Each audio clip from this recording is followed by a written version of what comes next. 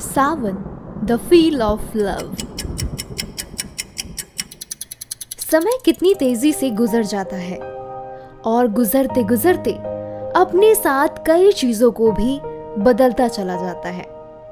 हाथों में कॉफी का मग लिए बाहर बालकनी में सुहाने मौसम का लुत्फ उठाते हुए कुछ ऐसी ही राहुल सोच रहा था कि तभी बारिश शुरू हो जाती है। जैसे जैसे बारिश की बूंदें राहुल के चेहरे पर पड़ती है, वैसे वैसे उसकी दिल की धड़कन बढ़ती चली जाती है। बारिश की हर बूंद को महसूस करते हुए राहुल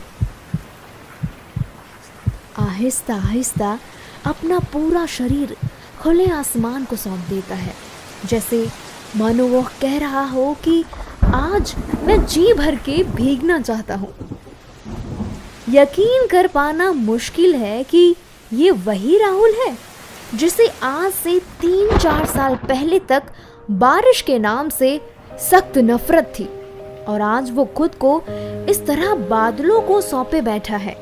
ये किसी चमत्कार से तो कम मालूम नहीं पड़ रहा। तभी मेघना राहुल को पीछे से अपनी बाहों में समा लेती है। मेघना ही तो थी वो जिसने राहुल को बारिश के असली एहसास से परिचित कराया था। मेघना ही थी वो जिसने बंजर जैसी पड़ी राहुल की जिंदगी को एक महकते हुए बगीचे में बदला था। एक हल्की मुस्कान के साथ मेघना के हाथों को थामते हुए राहुल बुदबुदाया, आखिर तुम आ ही गई।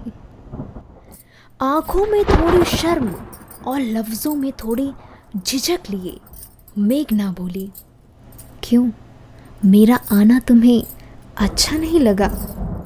इतना कहते ही वो रूठ गई। राहुल चिढ़ते हुए बोला, मैंने ऐसा तो नहीं कहा। यहाँ तुम्हारे सिवा मेरा है ही कौन? तुम ही तो हो जिससे मैं अपनी सारी बातें साझा करता हूँ, अपना हर सुख दुख तुम्हारे साथ बांटता हूँ। यूं कहो कि तुम्हारे ना होने से मैं कुछ भी नहीं, तो आखिर तुम्हारा ना होना मुझे कैसे अच्छा लग सकता है? राहुल की शरारती स्वभाव अचानक भावुकता में बदल गया। राहुल को वो मासूम चेहरा देख मेघना अपना अश्रु प्रवाह रोक न सके और आगे बढ़कर राहुल को गले से लगा लिया। यह कोई पहली बार नहीं था जब राहुल और मेघना इस तरह भावुक होकर मीठी यादों में गोते लगा रहे थे, और यह होना लाजमी भी था क्योंकि ये दोनों रोज मिलते ही कहाँ थे। साल में सिर्फ सावन के मौसम में, वो भी तब जब बरसात की झड़ी लगी हो। अब वो पहले वाली बात नहीं है जब दोनों रोजाना घंटों बात करते थे, हंसी मजाक करते थे, बाहर घूमने जाया करते थे।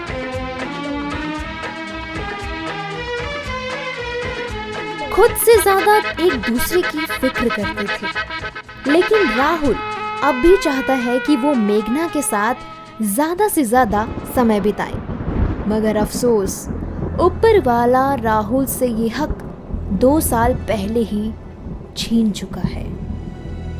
2 साल पहले मेघना को ऊपर वाले ने राहुल से छीन लिया।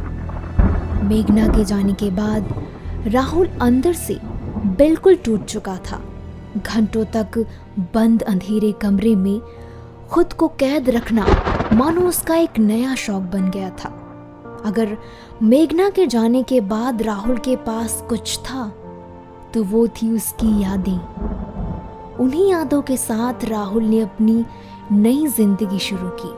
वो यादें कब राहुल के लिए वास्तविकता का रूप धारण करती चली गई, राहुल को खुद इस बात का पता नहीं चला। वो यादें इतनी वास्तविकता से भर चुकी थी कि राहुल को खुद के इर्द गिर्द मेघना का एहसास होने लगा। सावन और बसंत ये ऐसे 2 महीने हैं जिनमें कोई भी व्यक्ति खुद को प्रेम सागर में गोते लगाने से नहीं रोक पाता। अकेलापन और तन्हाई जब किसी को घेर लेती है तो उसके पास प्रेमी रूपी सागर में समाधि ले लेने के सिवा कोई और चारा नहीं रह जाता है।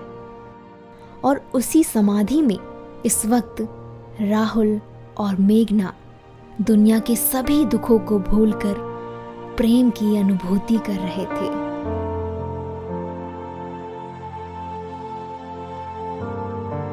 उनका आलिंगन यह साफ दर्शा रहा था कि न जाने आज के बाद उनकी मुलाकात फिर कब होगी। इस समय को वह पूर्ण रूप से अपनी अंतरात्मा तक जी लेना चाहती थी और शायद यही कारण था कि राहुल और मेघना दोनों दो जिस्म और एक जान बनकर रह गए।